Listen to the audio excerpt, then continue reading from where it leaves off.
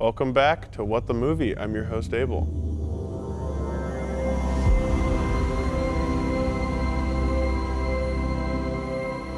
And on the couch here next to me, we have Kimani and Thomas and Evan. Awesome. So today we're going to be discussing the Super Mario Brothers movie, and then we're going to be talking about the movie of the week, The Abyss. So yeah, let's just talk about it. Evan, what were your thoughts on the Mario movie? I have a lot of stuff to say, so I'll keep it short. It's my favorite movie of the year so far. The reason why is because of the fact that there hasn't been really like a movie in this year that I've just seen and it just made me smile from beginning to end. Like, as much as I love John Wick Chapter 4, there are a little bit of parts that get a little exhausting, but it didn't ruin like the criticism for me of the movie. I feel like this movie did exactly what it needed to do, rather than it did what it needed to do, it did what I wanted it to do, and then some. It was a colorful masterpiece. The animation, incredible. The voice acting, I think, is great. I want to hear what you guys have to say about Chris Pratt. I thought he killed it. Clearly, he had some lessons beforehand, but I thought he did more than I ever thought he would. Jack Black, very much a star as Bowser. Anya Taylor-Joy, really good as Peach. Keegan-Michael Key, didn't know that was him as Toad. A couple of other people that I thought was great. Everybody voice acting, it was good. The fact that it's a short runtime, at first I was kind of like, that's too short. But as I watched it the second time, I just realized, I was like, this is perfect for kids. And that's the point of the movie. It's like, it's for a younger audience. It's not supposed to be made for like 30-year-olds, 40-year-olds. So long story short, it was a beautiful, colorful, fun little, like, just like, it felt like a bite-sized piece of candy in the best way possible. So I think it's amazing. So that's overall what I think about it so far. Yeah, it's I don't know if I would say it was like my favorite movie of the year, but I agree with you that it's a very fun journey. It's a fun you put it best. Adventure? Adventure, yeah, adventure.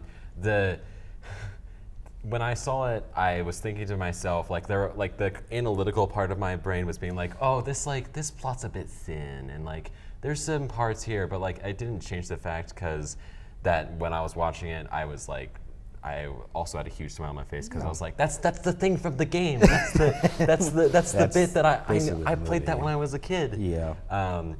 And yeah, it's I'd say the movie is like a 6 out of 10, but it's the best 6 out of 10 I've ever seen. Like a high 6 out of 10. Like a very high 6 out of 10. Yeah. Like, I mean, I'll say one thing in regards to like, oh, that's the thing. It reminded me of when I haven't been this happy since I've seen like No Way Home, and the reason why is because No Way Home, yeah, it has an emotional story, has all those things, but also it is filled with fan service.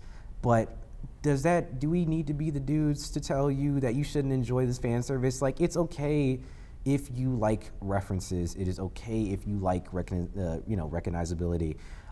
That's what the movie's for. I mean, they have a Mario Kart movie scene for no other reason, just to have Mario Kart, and I just think it was just so much fun, and it was just made for fans. It's made by fans for fans, and I think there's something special about that. I didn't like really have a problem with the fan service or anything. I just had a problem with like how they emphasize the fan service more than they emphasize the actual like story beats. That's fair. And it feels very like, I don't know. It feels like they were approached with like, we need someone to write a script for a movie about Mario, and not, I have this awesome story, this awesome movie I want to make about Mario. It felt kind of corporate. I do think that they did probably as good of a job as they could, except for the editing. I hated the editing. There's no room for anything to breathe. There's just like, okay, next thing. Okay, here they're doing Mario Kart. Okay, we're seeing Donkey Kong here now. Oh, okay, cool. Oh, there's Toad, of course. And it's like, of course all those things are gonna like be there because it's a Mario movie and it's pretty faithful, I guess. But like, it just felt very empty kind of by the end of it. It felt like I just like drank like an entire like 2 liter of Diet Coke. Wow. That's a good point. Yeah, I didn't like hate it or anything, but Yeah. it wasn't like it's not what I wanted from a movie. That's fair, I think. Yeah. So, Yeah. Oh no, go ahead, man. I was just gonna say, it was just like, kind of with the approaching Illumination, because it's an Illumination movie, and they have a very spotty record when it comes to the quality of their animations. And I think this is one of their best movies, if not their best movie. But a lot of that is because it very much felt like less of an Illumination movie and more like a movie that Nintendo was making through Illumination. Like you could like feel like Nintendo breathing down the necks of Illumination to be like, you like better spraying not them in mess the this face up. with water if they made a toilet joke or something. Yeah, I will say this: it is a mix of the two. It's a perfect mix of the two for me, because I think some Illumination stuff is funny, but they also made Hop, so there's that. But you know, I feel like. I feel like for me, like them having like the iconic song now with Jack Black, them having the section with the dog in the beginning, like there was these points of the scenes where it's like they at least have something in there to make it memorable, rather than them having that there just for exposition, there for like there's a section. Can we talk spoilers? Yeah, well, it's spoiler. It's the spoiler. How can It's you a spoil Mario a movie. Let's just be clear. Mario movie. But like, there's a section with Mario and Luigi with their family. Never seen them ever with their video games. I'm sure there's probably one deep cut that there is, but They don't even address their last name. their last name is Mario. Mario. Luigi, Mario. But you know, this was like the first time since I've ever like thought of anything Mario as them as like characters or people. I mean, really think about it. Like, do we know anything really about Mario? Do we know how they got there? You know what I mean? He's a plumber. Yeah, he was a plumber, and you know what I mean? Like, I guess he got down a pipe. Like, we had to make guesses, but we also didn't care. So it was a lot of these like fill-in things that they put in there where I was like, I appreciate you even trying to do that instead of just cutting that and just making it as it is. I want to know what's going on with Princess Peach, though. We need to see if she got parents or not. But you know, there's these little loose threads they have just for sequels where it fits in with the story or fits in with the smaller story that they have. Because not every story needs to be 3 hours long and be dense. That's not what every story should be. There can be something very thin. Some of the most amazing animated movies really just have a one-way ticket to the point B. But the loose threads that they have, like the Luigi's Mansion section with the dry bones, which was like scarier than all of Scream 6 for me. But also, there was the like Princess Peach having a little bit missing with her origin story. The Donkey Kong area, we didn't get to explore that too much. That was there on purpose. And then maybe some stuff with Bowser if they want to. And plus, she says in the movie, there's a whole universe out there. Never got to expand on what the heck that meant.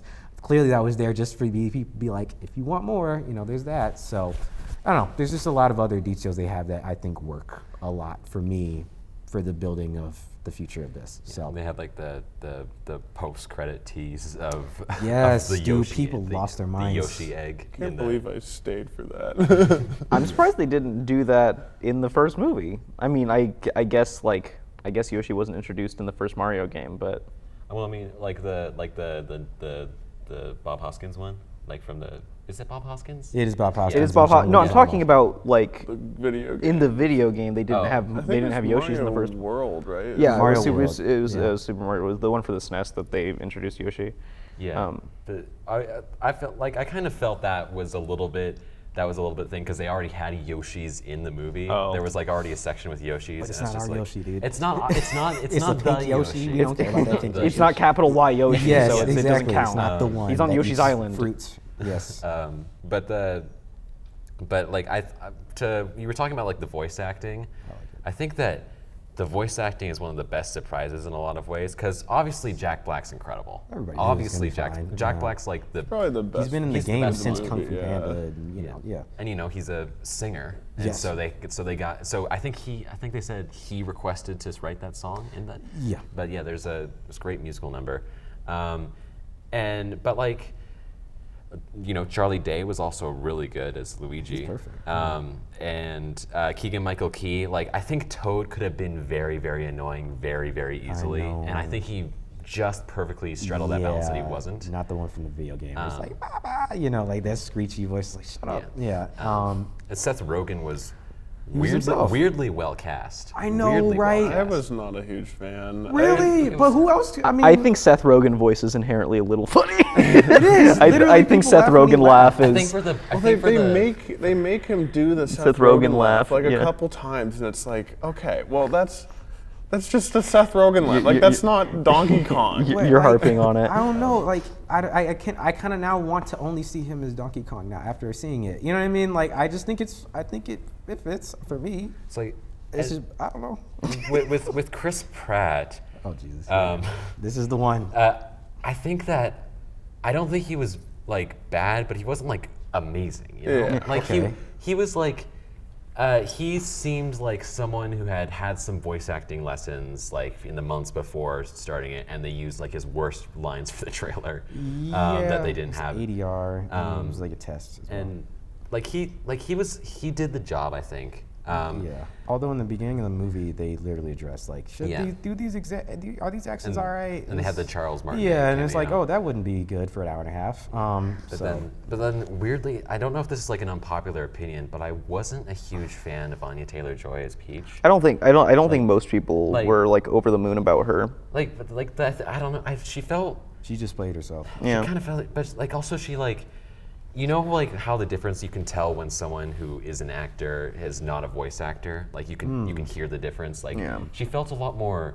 stilted. Maybe it was because I just watched the menu like the day before, and so the contrast was there. But I don't know. She seemed like she was kind of phoning it in for this one, or maybe she's just not a voice actor. I just I think don't it's know. like It odd wasn't that bad or anything. but- they would like all these like big animated movies always need to get big like A-list. Blame Shrek. Yeah, I guess. Blame Shrek. Just like, Shark Tale, like, though. there's a lot of Yeah. Yeah, like, Martin Scorsese. I mean, Pixar Shrek's movies kind and of, Shrek's stuff. Shark Tale's kind of a Shrek follow-up. DreamWorks. there's like a lot of Pixar movies where like you'll look at the cast and it's like, okay, this person has kind of been in some stuff, Yeah. but like they're not like a Chris Pratt, Yeah. and it works a lot. Like Finding Nemo, like there's like Ellen DeGeneres who isn't like in a bunch of like stuff as like a performer. And she wasn't like as a huge name as she is now when she started doing the first Finding Nemo. also Yeah, got it's Alder just like Brown. odd Yeah, that Willem it's- Dafoe's in it. I think it's more animated movies nowadays are always trying to Kinda. like build hype by casting these A-list actors when you can get people who are specifically trained just for voice acting. It's a Shrek thing, but it's also like a Lego movie thing. Because the Lego movie like had the Lego movie had a lot of really great voice acting, but they also were like pretty much all big name actors. They were all like, almost all of them were on a major sitcom at the time. Like Will Arnett was in Arrested Development, Chris Pratt was in Parks and Rec, Charlie Day was on It's Always Sunny. All with the exception of like Morgan Freeman, but that's like Morgan Freeman. and Yeah. Who plays Elizabeth Wild Banks. Style? Elizabeth Banks. Elizabeth Banks. Elizabeth Banks, yeah. Yeah, and then Alison Brie was on Community. Yeah, she was. So Crazy. One thing I will say, just one last thing. That's actually pretty If they don't have a reference in the sequel where Mario has to drop Yoshi down like a cliff, then that's Are all you I'm saying. advocating for the murder of Yoshi? In the See, next he gonna come movie? back up. It's gonna be fine. Anyway, what's the next thing we gotta talk about? All right, yeah, let's move on. We'll start talking about our movie of the week, which is The Abyss from 1989, directed by James Cameron. I know we have some Cameron heads. camera heads Genius. over Yeah. here.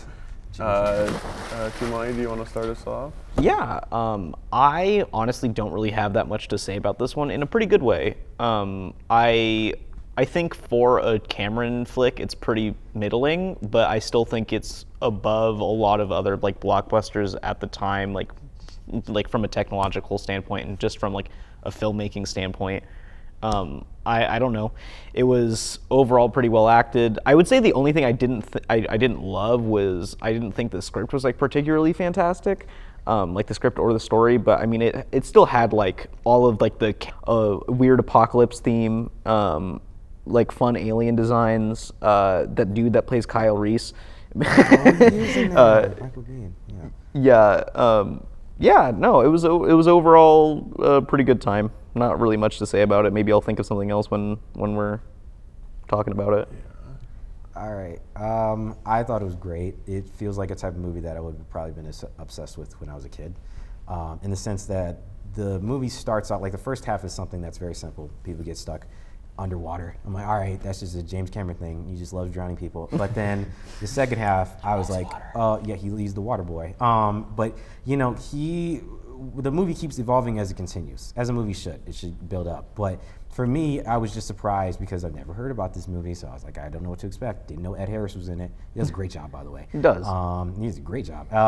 Him, and then I don't know how to pronounce that lady's last name at all. She has a very long name, but the one who played her wife was great. Although I don't understand why they kept calling her, you know, like a mean person. She seems to be the only responsible person in that entire movie. I was like, is it because she's, you know, I'm like, I think it's just because she's a woman with a bunch of Marines. Yeah, it's really the long and short of it. Justifiably angry for somebody having a nuke. Oh, definitely. Yeah, and they were like, stop yelling at them. I was like, what? You have a nuke in the underwater? But yeah, it was great. Also, I like the ending. I know there's a special edition with a different ending, but I was grateful for what we had. I actually looked up the special edition ending. We can talk about that in a minute. Yeah. So that was great. Great movie. I'm going to be a tad of a detractor. I don't think it was a bad movie. Yeah. I'm not gonna sit here and be like, this is the worst movie I've ever watched for this show when it's not. We'll talk about Quantumania. No, I'm talking about Battle Los I Angeles. know. That was my fault. Sorry. All right, go ahead. You walked into that one. But it was, I did enjoy it. I had a good time. It was also, but it did feel like, I don't know, it felt a little weird with the fact that, like you mentioned, the Marines were pretty misogynistic. Yes, very. Towards her. Even the only other woman in the. And it didn't feel necessarily like it was like a character beat like thing. A character beat thing. It kind of felt a little bit like the screenwriter. Obligatory misogyny. Yeah. And like, it was an '80s movie. But then also things like the fact when she's dying from hypothermia, they spend like, first off they rip open her shirt to do the defibrillation. What? Defibrillator. Yeah. But then also like they spend like 5 minutes on that scene of like pushing down on the chest and like getting, and then when she's like pronounced dead, he then slaps her and then yells at her to wake up, and then she wakes up. And it was like, that seems a little weird. Like, I know there's like aliens in this movie, but that was one of the weirdest things. Yeah, it was the Yahoo.com version of CPR that we just did. And then there was also just like the fact that I could tell watching the movie that a lot of people almost died making it because of the fact that the rat must have like almost drowned. And there were, you know, also just like people having like the masks full of water that they have to be, like the characters are fine because they're breathing it, but the actors obviously can't. So I don't know, but like it's a pretty movie. I thought it was very well directed, and I thought that it gave like this sense of like wonder or whatever. I did feel like I was watching Avatar again, and the just 80s version of Avatar. I haven't seen Way of Water, so I imagine it's. You can't even. I imagine it's similar. I think it's interesting because I think it's supposed to evoke similar feelings, and I also think that Way of Water is like peak Cameronisms in terms of just like having the most like it takes weird. so long, but like it doesn't feel like it drags in Avatar great 2. Yeah, I think felt like crazy. this dragged. No, Yeah. I definitely think it kind of took a while to get where it was going, Titanic is and it definitely like kind of lingered on some stuff that I didn't think. I think that's overall probably my only like real criticism is that I think it was kind of just too long. I think it's But- odd that studio. This was the shortest they could get it. Really? From Cameron. Well, because I mean, he like, does love James making Cameron just always needlessly long. Yeah. While I was watching this movie, I got the distinct impression watching it that I don't know if this is true or not. I didn't look it up or anything, but I got the distinct impression watching some scenes being like, this was like the most impressive visual effects of the time, wasn't it? Oh, And probably. it was just like Yes. It's like one of the first CGI Yeah, it's like- uses, and it holds up And all pretty the well. all the underwater stuff was shot really well and like looks really well. Like I was genuinely really floored by like how technologically I'm impressive the assuming movie they was. use like miniatures and stuff for all the like big rigs and everything, but it like It doesn't It look looks like it. Yeah, real. it looks Yeah, believable. like it. like I mean, while I was watching it, I could definitely like imagine 80s critics talking about the exact same way people talk about like Avatar's effects now. yeah, because Abel, you sent me on Snapchat. You said this was like some 2001 meets Halo type stuff, and I was like, that's the perfect example of that specific scene. the spaceship at the bottom. Spoilers. Yeah, spoilers You for a didn't see this 30-year-old movie. movie. Yeah. The spaceship I already looks spoiled it like for you. a, Yeah. it looks You don't like have a to worry. Covenant ship from Halo. Yeah, Yeah, kinda. Like the big.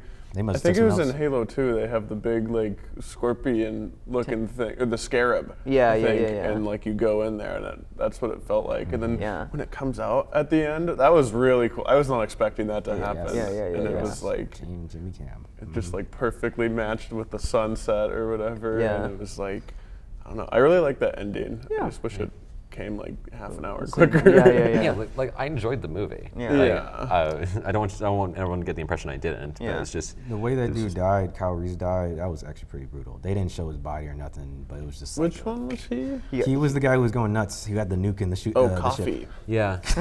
Awesome name, I'll be by the honest. way. I didn't understand. Maybe I wasn't paying good enough attention because I thought I was, but it's always possible I might not have been because sometimes I zone out and not notice it. But I didn't understand like why he was doing that. Was very small explanation. There's some kind of like pressurized reason, like some kind of psychosis. no, it was like cabin fever kind of Basically, but he was the one who went nuts. It for happened some reason. They to wanted an antagonist. That's all it Ed was. Harris at the end when he goes down there, which is like, and like, I thought that was a really nice And third he was, like, act. texting. Yeah. Yeah, it was Yeah. like he's so disconnected, and there's like no help or anything, and like he just has to listen to them and follow their orders. But like it's so hard because Yep. he's underwater and Yeah. suffering from pressure, insanity, and it's like it's a stressful situation. It's Yeah. a nuclear bomb, and then it kind of makes me think about like Marvel movies nowadays, where every third act is just this giant, like, massive fight. And it's like, Yeah. I kind of forget that third acts Could be can anything other than. Yeah. like, there's just, you can, like, have, like, a race against the clock where it's like, I have to go get these 3 things and then do this. And Old school then, Mission Like Impossible. they literally had like a cut the red wire or cut the blue wire Yep, thing. and you Yeah. can't see the coloring of the water. Yeah, I like that. I like that part because if they had just gone for like the red wire, blue wire, I probably would have rolled my eyes, even though it wasn't. Blue and black, But you know.